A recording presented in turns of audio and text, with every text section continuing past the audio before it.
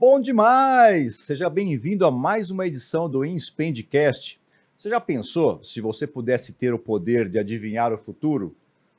Olha, o tema de hoje, vamos falar sobre tendências. E aí, quem sabe, você pode também estar junto com a gente para adivinhar o futuro. Roda a vinheta!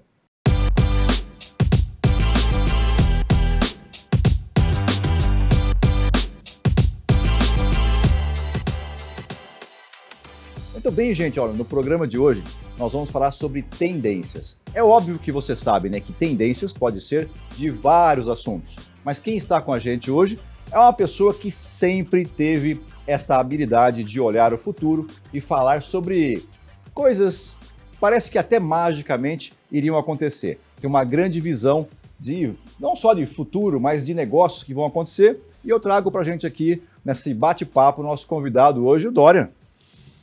Ok, muito obrigado. Mais uma vez a oportunidade de estar aqui e poder compartilhar com vocês aí um pouco do que a gente vem estudando, vem lendo, vem perguntando, ouvindo aí sobre uma jornada, os cenários que estão para acontecer aí nesse futuro que vai fazer parte para muitos. Ó, eu trabalho com você aqui há mais de 20 anos. Quase 22, para ser mais preciso, né? E desse tempo que eu estou aqui, conheci muita gente que viam quase que se consultar com você para saber o que ia acontecer no futuro. E foi uma habilidade que você sempre teve. Eu não sei se é algo transcendental, né? Além das pesquisas de estudo que, obviamente, você sempre faz, né? Então, talvez tenha um pouco dessas duas coisas. E a sua palavra das coisas, elas aconteciam, cara. Eu não sei se... De onde que vem isso aí, Dona? Olha, eu antes tinha muito a visão de ser intuitivo, né? Observar o ambiente, observar as coisas acontecendo e ser mais intuitivo. Mas com a maturidade hoje, eu comecei a perceber o seguinte: espera aí, pessoal, existe... adivinhar o futuro não existe. Existe você tentar colocar a percepção de cenários que podem vir acontecer nas organizações. E a maturidade dá isso. Então, ninguém adivinha o futuro. A gente cria cenários e tem alguns critérios para criar esses cenários. É a possibilidade de um ou outro, enfim, né? A jornada tem diversos caminhos para você chegar onde que você quer, no destino onde que você quer chegar. Então, hoje, o foco para mim hoje aqui, assim, uma encomenda de falar o seguinte: qual é a tendência do capital humano nas empresas hoje? Como é que as empresas vão cuidar desse elemento que está sendo tão empoderado hoje e tão falado, que o sucesso das organizações estão baseados no capital humano? E isso é o que me atrai muito a falar. Sim.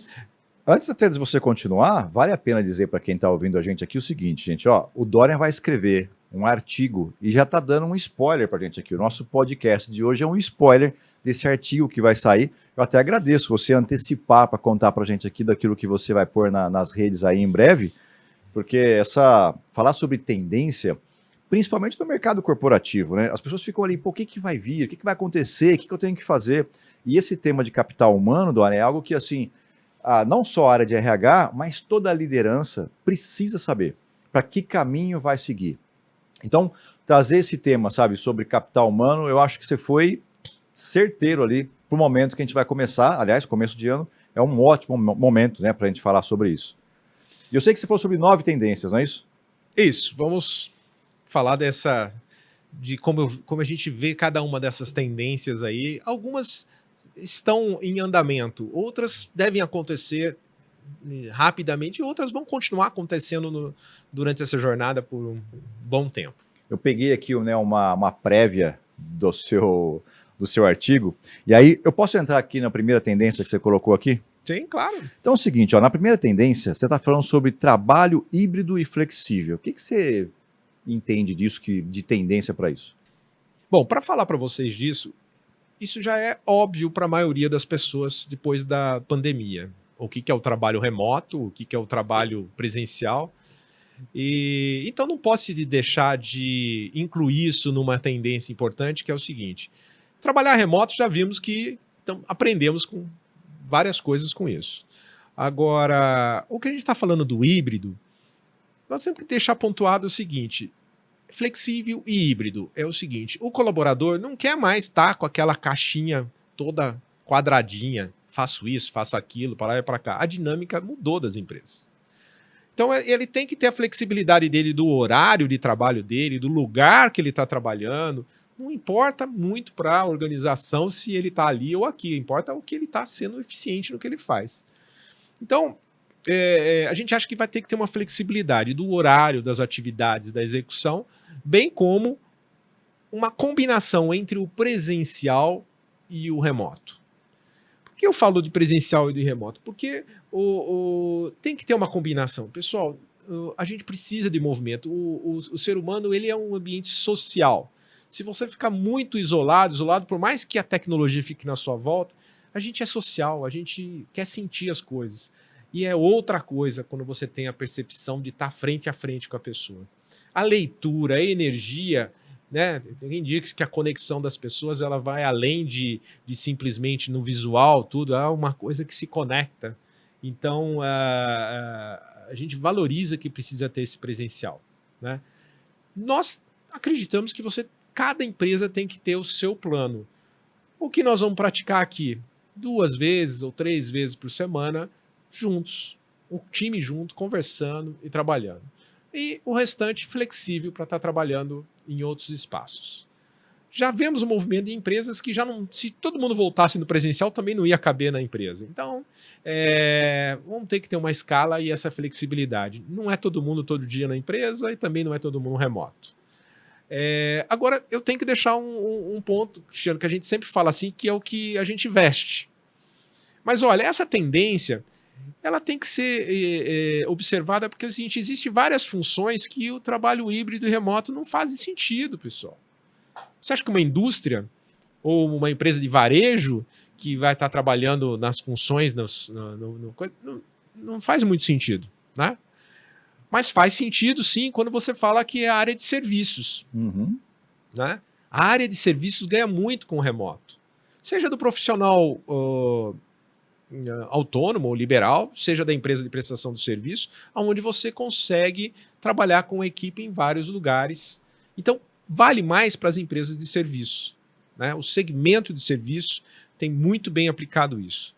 Agora, observe que não dá para você falar, de repente, muitas vezes, que o agrobusiness inteiro vai ter o mesmo comportamento do que uma empresa de marketing ou uma empresa financeira. Então, só atento. Tem que ter o lado humanizado com o lado flexível e híbrido. Um pouco de um e um pouco de outro. Não é só um ou só outro. Você sabe que esses últimos 10 dias eu entrevistei 3 pessoas. 3 pessoas entrevistadas, nós temos aqui 2 com mais de 40 anos e uma abaixo de 30. As 2 acima de 40 preferem vir para o presencial. A que está abaixo de 30 prefere o trabalho híbrido. Excelente observação, Cristiano. Esse era um ponto que eu também gostaria de mencionar, que é o seguinte: a decisão do trabalho híbrido, ou de quem tem preferência de um e de outro, depende muito do momento de vida. Uhum. Por exemplo, um estudo fala que as mulheres têm a preferência de trabalhar remotamente. Dá para a gente pensar e interpretar por que isso. Né? Algumas coisas das mulheres que podem estar escutando da gente vai falar, mas por quê? Porque a mulher tem um monte de atividades que fazem parte dela como pessoa, né? Os jovens também têm de diferentes fases da vida dele. O que eles querem estar, né, um acesso de ansiedade, querendo fazer um monte de coisa. Então, quer dizer, é importante observar que essa diversidade de gerações e de gênero também Sim. vão impactar nessas políticas de trabalho e da relação com as empresas. Boa. Ó, outra tendência que você colocou aqui é falando sobre talentos e colaboradores dedicados. Bom, essa tendência também é uma coisa que você escuta em todo lado. A caça aos talentos. Todo mundo quer achar o perfil perfeito para colocar na sua organização, contratar, estimular, descobrir aonde que estão esses talentos. Bem, vamos lá. Para cada empresa e cada situação, Isso requer o uso de alguns critérios. Por exemplo, quando você fala das empresas de serviço que trabalham com projetos, a gente quer trazer o maior talento para estar aqui dentro, porque ele tem uma competência, porque ele tem alguma coisa que vai fazer diferença ali dentro. Tá difícil ter essas pessoas no mercado. Ou tá muito caro, né? E dependendo do porte da empresa, ela não consegue trazer um talento para fazer parte. O orçamento dela não cabe. E aí, o que elas estão fazendo? Se flexibilizando. Eu não posso ter você integralmente comigo, mas você pode estar parcialmente. Dependendo das empresas, do porte delas, eu não preciso ter um diretor de especialista para lá e para cá. Eu posso ter ele part-time, ajudando nas decisões que são importantes para ele e ele ser um talento para fazer isso. Quase que uma consultoria. É quase uma consultoria, é como ter o talento por partes. E aí você passa numa relação de trabalho contratando por horas ou por uma atividade parcial dele. Eu dou exemplo disso na hora de você contratar uma pessoa em uma atividade da empresa que você precisa, por exemplo, um CFO, né? Para quem sabe que CFO é o cara que decide sobre finanças da empresa, como é que faz a equação, né, da conta fechar ou de acompanhar isso. Muitas vezes você não tem um nível alto para contratar isso. Mas isso se aplica na área de marketing, isso se aplica em outras áreas, na área de RH mesmo, que você não tem essa pessoa toda, porque ela ficou muito, então você tem partes delas trazendo para isso. Mas eu tenho que fazer um contraponto sobre essa tendência de talento também. Tem certos lugares que não vai mudar a relação do talento. Um líder, você pode achar um talento, mas não dá para quebrar o líder em pedaços, né? Ou ele está vestido ali dentro e ele está engajado com uma equipe toda na volta dele, ou não, né? Então, esse é um pouco da minha opinião, enxergando que existem pontos que a liderança ou pessoas que têm grandes grupos embaixo vão continuar o desafio de ou desenvolver esses líderes ou de trabalhar eles como talento na liderança, né? Eu acho que esse fica mais restrito na questão de você falar sobre contratar pequenos pedaços. E penso, inclusive, que funções estratégicas não dá para você fazer isso, né? Porque a hora depende, eu preciso dessa pessoa, nesse momento, e ela está na parte dividida dela, fica difícil, né? Então, acho que são algumas funções, não dá para pensar muito nisso, pelo menos o que eu imagino. Mas a gente nota muito das consultorias e acho que também vamos voltar na questão das gerações, né? As gerações mais maduras, eles estão tendência que elas estão caras ou elas estão mais difíceis e elas vendem parte do tempo delas para ajudar as empresas com a experiência delas. Isso é um tempo. Então isso aí é a maturidade tentando colocar na realidade. Agora, o talento tem naquelas funções que são hoje emergentes, que tem poucas pessoas no mercado, não tem formação possível na área tecnológica ou em algumas áreas que são emergentes, né? E que vai continuar o mercado de encontrar esses líderes. E você precisa saber qual é a competência que você está querendo e fazer esse combinado para fazer a diferença na empresa. Boa. Vamos para a terceira tendência? Vamos. A terceira, você está comentando o seguinte: automação da gestão e gestão humanizada. Essa tendência, ela parece ser, ela é simples e você, na verdade, não descreve ela simplesmente. Simplesmente você começa a perceber. Porque é o seguinte, tanta ferramental, tanta tecnologia na nossa disposição, que aquele líder que tinha que olhar se os números estão certos, explicar para o cara como mudar os números, ou como é que você mede todo na empresa, cada vez está se automatizando mais. Então, quer dizer, hoje você gera indicadores, você gera processo. E aí, o estudo que a gente... um dos estudos que eu li, diz que nos próximos 2 anos, provavelmente, as funções de gestão vão estar todas automatizadas. A gente fica colocando, você faz aquele painel com seus indicadores, então você tem a sua autogestão. Você faz um combinado, aqui está a sua autogestão. Eu não preciso falar para você que está lá ou não, ela já fala para você, já te mostra o seu caminho. Você tem um bom combinado com isso. Então o papel do líder, que tem que estar sempre olhando e discutindo e vendo tudo aquilo, começa a ficar mais fluido, porque ele, num rápido olhar, ele já tem o indicador e já tem o movimento. Aí surge a oportunidade, que é usar desse líder, desse gestor, a desenvolver mais atividades humanizadas. Você vai conversar mais com o seu liderado, você vai conversar mais com as pessoas de assuntos mais abertos, de assuntos mais, sabe, de trazer empatia, de trazer motivação das coisas. Então essa é a mudança do foco. O foco para correr atrás do resultado ou o foco para engajar a pessoa para ela ter performance. Acho que essa é... Nós vamos sentir. Sim. Você está comentando, eu estou lembrando aqui, estou até dando uma olhada se eu achava aqui. Tem uma matéria, eu não sei se é Dinamarca, é um dos países nórdicos lá, que dizia o seguinte, que eles estão fazendo um experimento para não ter presidente no país. Por quê? A regra vai estar tão bem definida que a inteligência artificial é quem vai decidir. Ou seja, baseado naqueles indicadores, nos números, nos parâmetros, a regra do país vai ser seguida através disso. É interessante. Talvez isso no futuro... Aí já é um lado mais visionário, né? Eu não acho que isso seja exatamente... Eu acho que é um exemplo, mas eu iria um pouco mais a dizer assim, tem um passo já, né? Tem um passo já de você olhar e identificar, colocar indicadores mesmo e montar isso para cada uma das pessoas para saber o que a gente espera delas. Se fazendo isso, vai ficar mais fácil de liderar no dia a dia para vocês. Eu diria, para a empresa, para mim fica muito mais fácil você olhar a empresa com seus indicadores do que você apenas ficar lá cobrando. E aí, vai melhorar isso? E aí? Então muda esse lado da cobrança e vai pelo lado que as empresas, que as pessoas sim fazem um resultado como consequência da liderança lidar e usar bem essas ferramentas. Perfeito. Vamos para a quarta. Justiça e equidade. Olha, justiça, para mim, é o senso de justiça, né? E cada vez mais as organizações, pela comunicação dela estar toda integrada, o que é ser justo? O ser justo é você olhar o que você está fazendo e reconhecer que aquilo que você está fazendo está dentro das suas expectativas, ou que aquilo está sendo justo para você em relação ao coletivo.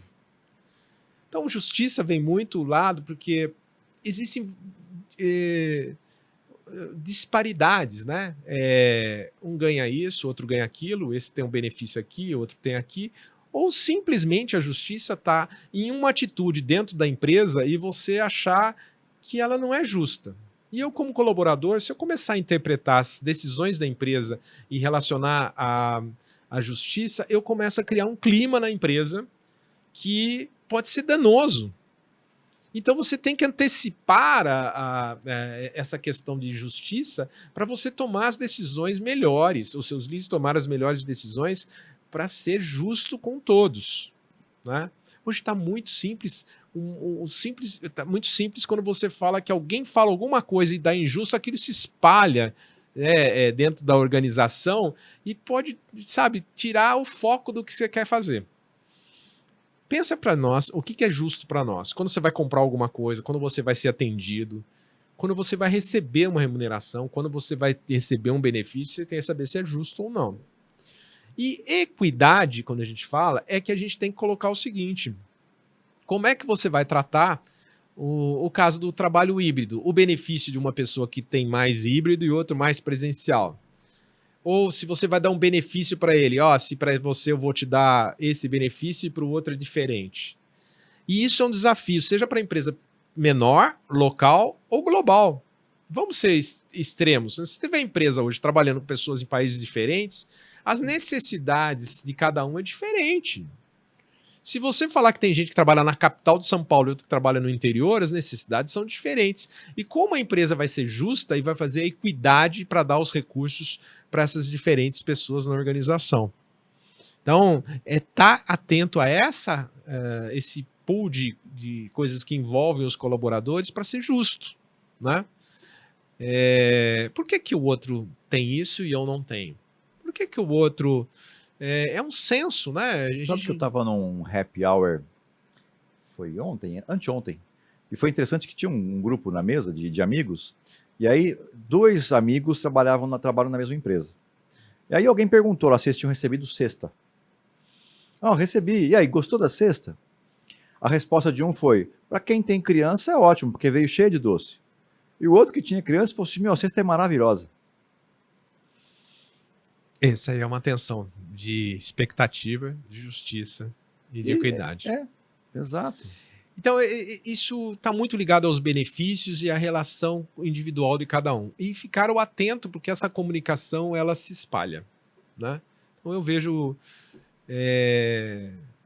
Seja justo com você mesmo, primeiro, e depois seja justo com a organização. Eu tenho uma frase que eu deixei lá naquele site O Pensador, né, que baseado nisso, que ela é assim: lidere as diferenças com critério de igualdade.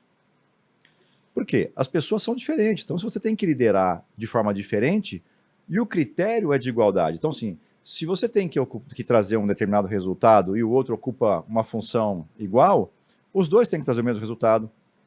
De repente, os dois têm que ter a mesma carga horária, tem que ter esses objetivos iguais, mas sabendo da diferença de cada um, né? O que você está dizendo? De repente um é mãe, né? Poxa, de repente o horário que ela pode começar, de repente tem que levar um filho na escola logo cedo.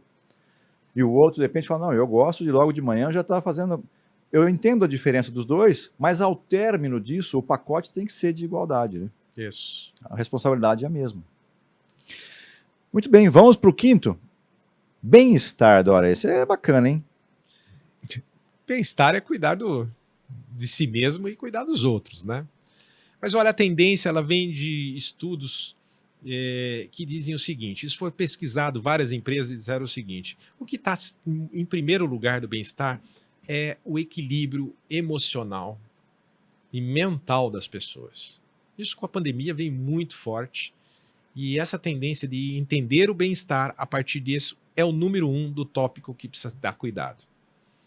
Apoio na área mental e emocional, né? Como cuidar da pessoa mentalmente. A segunda que sai na pesquisa também é o cuidar do seu corpinho, seu físico, entendeu? Ó, cara, você precisa se mexer, você precisa fazer exame médico, você precisa cuidar da sua boa alimentação. Pessoal, tem que ter cuidado do físico. Isso já vinha antes, agora ficou mais importante ainda, né? E o terceiro que a gente está falando é cuidar também dos colaboradores quando você fala do financeiro. Que adianta se ter uma pessoa dentro da empresa que está com um monte de conta, está desequilibrado, está faltando, está isso, aquilo. O bem-estar tem que estar no financeiro também. Tem que dar o equilíbrio financeiro para os colaboradores. E depois, o que é um pouco, está começando um pouco, mas ficou ainda em quarto critério, é o bem-estar social da comunidade. É como as pessoas convivem na comunidade dela, na volta, na família, nos amigos, como é que ela trata esse lado social, que é alguma coisa do altruísmo, né? Que as pessoas, para terem um bom bem-estar, elas têm que se sentir úteis e têm que se sentir, sabe, que estão olhando à volta dela.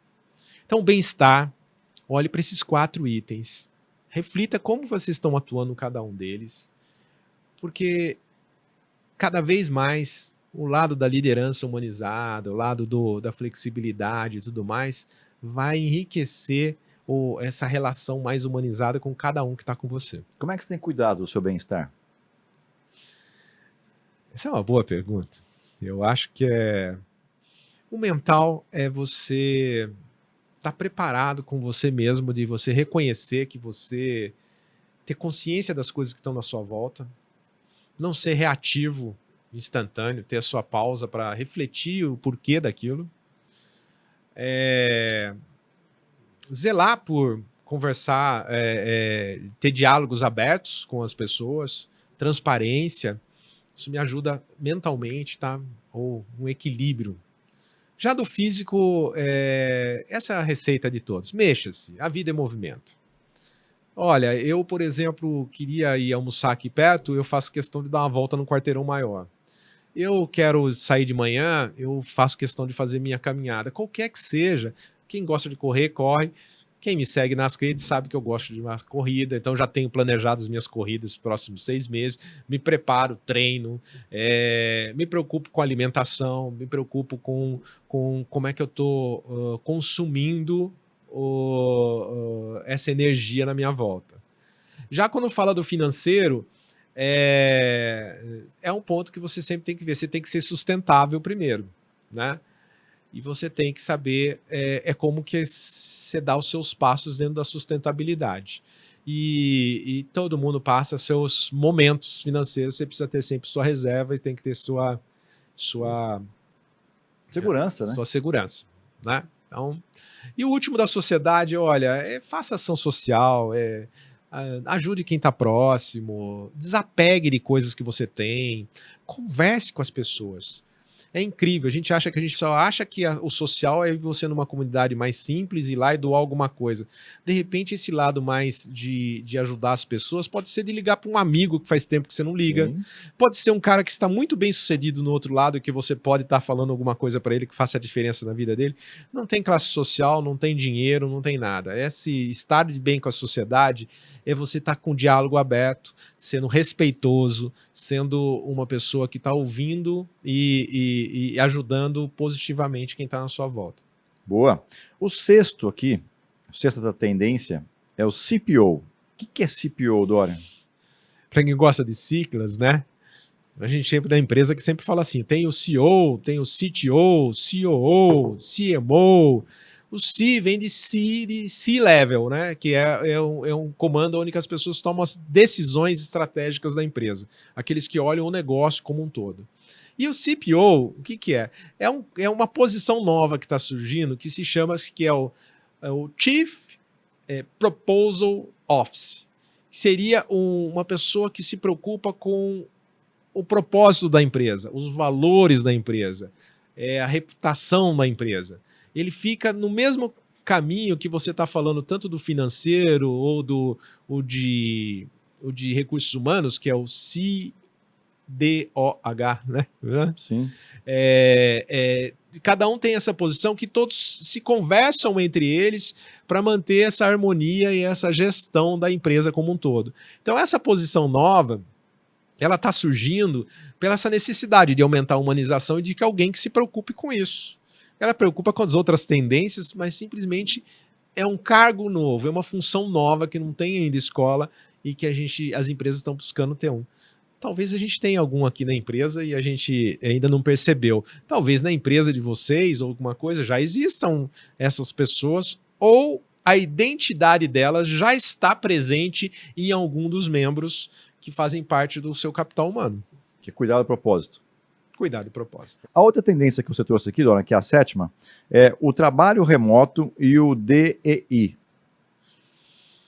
Mas, de novo, uma nova sigla aí. DEI. O que é DEI, né? Eu peguei isso de um estudo dizendo o seguinte. DEI vem de dizer de diversidade, equidade e inclusão. Essas três palavrinhas pode estar ligado com o ISG, pode estar ligado com como a gente trata do nosso capital humano. E aí, o que se faz isso? Olha, como é que você cuida da diversidade? E a diversidade é um assunto que está muito discutido, está muito na onda. Mas existem conceitos, existem critérios de diversidade. A empresa hoje tem diversidade em vários pontos que você precisa respirar um pouco e entender. Quando eu falo equidade, vem aquilo um pouco do senso de justiça e do lado seguinte, como é que eu posso oferecer uma coisa para essa e ser justo? E o terceiro, quando você fala de inclusão, é aqueles que não têm aquele recurso ou não têm aquela necessidade. Como é que você faz a parte inclusiva na sociedade? Trazer pessoas que você querem que não tiveram a mesma oportunidade de todos. Então esse é um ponto. Agora, esses três itens, como eu comentei, é uma tendência, mas é uma tendência de desafio para as organizações.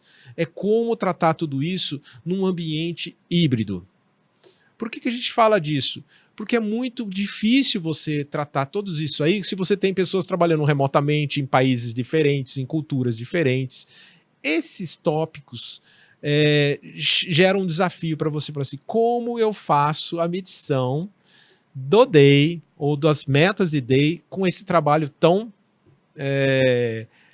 espalhado ou tão flexível? Se você contratar alguém que trabalha em outro estado, em outro lugar, que tem uma cultura, uma demanda diferente, como é que eu estou praticando a igualdade com ele?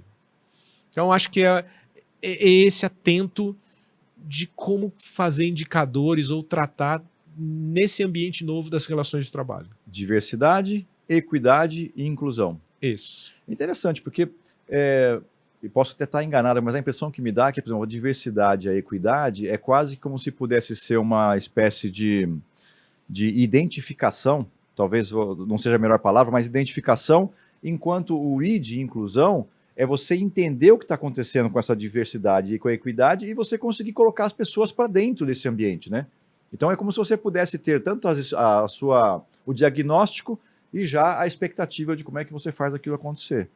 É isso aí. Então, olhe para essas letrinhas aí que elas vão ser faladas bastante. E como você falou, é um grande desafio, porque isso entra religião, entra, né, gênero, entra posição política, que a gente sabe que foi muito complexo, né, durante o período de pré-eleição, e ainda está sendo, né, essa fração, né, de você dividir essa população de um lado e de outro, e isso é complexo pra caramba para lidar dentro da empresa. Mas a dica está em buscar os seus indicadores e isso daí, e mapear isso daí da coisa, e estar atento a esses critérios, né? Como é que eu consigo fazer essa inclusão? Como é que eu ponho nos meus indicadores tudo isso, para ver se está tudo bem. Perfeito. Vamos para o oitavo? Vamos. People Analytics e dados. Essa pergunta de tendência, ela já vem acompanhando com a gente. A gente já mexe com isso e fala muito disso. Não tem nenhuma tendência em várias coisas que você tem que ter dados. E dados você tem que coletar, você tem que compilar e você tem que analisar o que fazer com esses dados. Isso está, inclusive, na questão dos novos skills, né? Qualquer colaborador ou qualquer organização precisa gerar, colher e analisar dados, tomar decisões em dados. Não é só a experiência que cuida você ter dados, base de dados para fazer isso. Então, nesse sentido, é uma tendência que já vem acontecendo, mas ela vai se intensificar cada vez mais. E eu acho que o capital humano pode usar muito mais esses dados e vai poder usar muito mais esses dados para ter essa performance nessa área de lidar com o capital humano. Vamos dar algumas situações, né? Se você começa a perceber que a pessoa, pela análise dela, como é que ela está se comportando nos treinamentos, ou na maneira como ela está se comportando dentro da sociedade, da empresa, você começa a olhar com aqueles dados e você ser mais preditivo em agir em prol desse colaborador. Então, dados. Você vai fazer um treinamento, você precisa ter dados para saber se o cara aprendeu, se ele não aprendeu, em que momento ele aprendeu. Olha, existem muitos dados que as empresas, a grande maioria das empresas, ainda não souberam o que fazer com eles. E quando a gente falou das tendências da equidade, diversidade, soma tudo isso e gera um indicador disso baseado em dados. No momento aprenda a mexer com dados e comece a decidir pensando em dados. Essa tendência vai se intensificar e vai aumentar, porque a base dos dados é a base para você entrar numa tendência tecnológica que é da inteligência artificial. Não tem inteligência artificial se não tiver dados. Perfeito. Então, se eu falasse para você, primeira edição, olhe que dado você tem. E se você não tem nada, você só precisa ativá-lo. Você sabe que eu acho que, assim, dentro dessa questão dos dados, né, ou uma pergunta que, se conseguisse a resposta, e as empresas que estão mais antenadas, né, e as pessoas que estão mais antenadas já têm, resolveria muito, é a pergunta do porquê. Por que o Dorian aprendeu com esse movimento? Por que o Dorian aprendeu com essa informação? O dado, conseguindo enxergar isso para trazer essa resposta do porquê que você aprendeu com aquilo, traz para a gente a inteligência do que fazer com os dados. Né? Porque o que o dado te traz, o como o dado te traz, a hora que a gente consegue interpretar o porquê que você aprendeu daquele jeito, eu acho que vira uma baita de uma riqueza, sabe, de estratégia, né? Sim. Então, por isso a importância que você estava dizendo precisa ter o dado. Para poder individualizar o que você vai entregar para a pessoa, né? A gente deu um exemplo outro dia da cesta de Natal, um momento aí, dizendo que assim, eu dou uma cesta para um e outro. Se você tem o dado da família e da expectativa dela, você poderia dar uma cesta para cada um sem precisar perguntar. Sim. Mas você sabe quais são as famílias que têm filhos ou não? O RH sabe disso? Empresas, organizações sabem qual é. Justamente que é isso, né? Por que aquele gostou da cesta e o outro não? É. Né? Ou, por exemplo, por que você aprende mais vendo o vídeo e o outro, de repente, não? É. Né? Então, essas informações do porquê de cada dado, eu acho que ela traz uma riqueza de inteligência muito boa. É. Bom, aí você deixou aqui um suspense, né? Nós falamos de 8 tendências e a 9ª tendência, você deixou aqui uma interrogação para mim aqui. E aí? O que é isso? Olha, posso me alongar e falar para você o seguinte: todas as vezes que tem uma tendência, aparece um fato novo que você não previa, que é o imprevisível ou incompreensível. Nós estamos vendo uma coisa que é global, né? Vamos dizer assim, não é nós no cantinho daqui de casa que estamos achando que vai ser isso. Mas aí é uma percepção minha, talvez uma intuição minha, que as pessoas têm um certo receio de falar, mas nós vamos precisar enfrentar um pouco mais sobre a questão de cidadania, a questão das pessoas, das suas ideologias e crenças nas organizações. Porque, olha, falando na empresa, a empresa a gente fala de diversidade, mas tem a diversidade das ideologias ou das crenças. Sim. Do mesmo jeito que a gente deve tratar as crenças religiosas, que cada um pode ter diferente crença aqui dentro, a gente tem essas ideológicas hoje também, que o mundo está muito polarizado. Né? Qualquer coisa é um estopim, qualquer coisa é isso. E aí eu falo assim, como é que a tendência é como a gente buscar um diálogo e enfrentar essas coisas das organizações.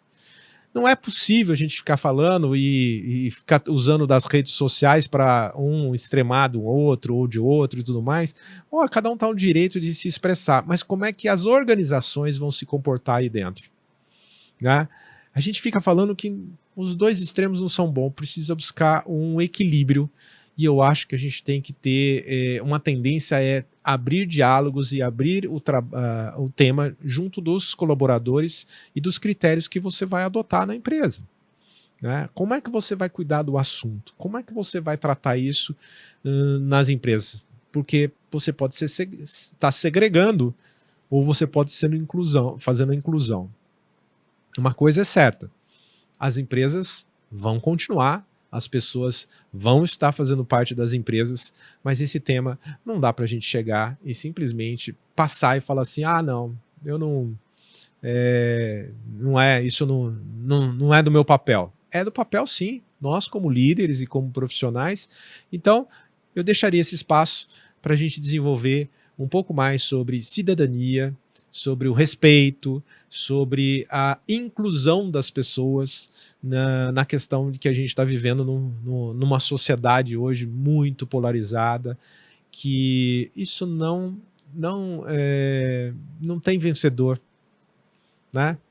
O vencedor é todos vencerem e não tem o perdedor.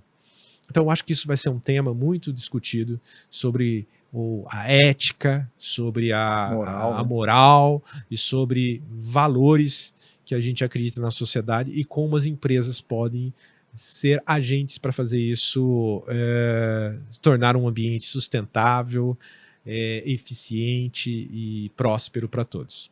Boa. Diz que a pergunta que a gente faz para moral é se é certo ou é errado. E se é ético, é a pergunta se é bom ou mal.